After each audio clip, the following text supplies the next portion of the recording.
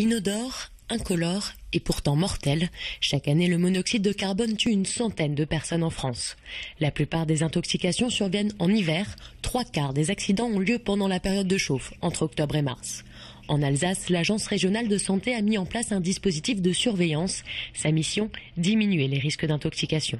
Lorsqu'il y a un épisode d'intoxication, automatiquement il est déclaré au centre antipoison de Strasbourg qui gère l'ensemble des signalements pour le compte de la région, et l'agence régionale de santé est alors sollicitée pour mener ce qu'on appelle l'enquête environnementale, c'est-à-dire que le pôle santé et risques environnementaux de l'ARS effectue une enquête immédiate pour déterminer les causes de l'intoxication.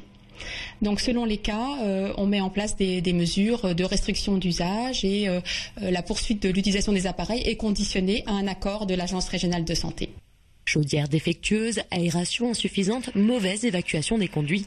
Les intoxications au monoxyde de carbone sont de plus en plus nombreuses. L'important est de faire entretenir ces installations.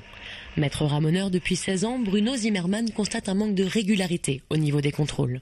Alors il y a des règles. Déjà, il y a un bon entretien, comme toute chose. À partir du moment où il y a une combustion, il y a des fumées, il y a des résidus.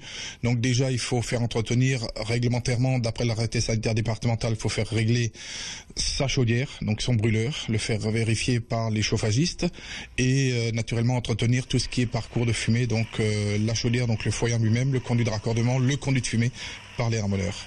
C'est surtout là maintenant où les gens remettent en route leurs installations, et à partir de là, il faut effectivement que le ramonage soit effectué. En 2011, 51 intoxications au monoxyde de carbone ont été recensées, soit une augmentation de 50% par rapport à l'année précédente.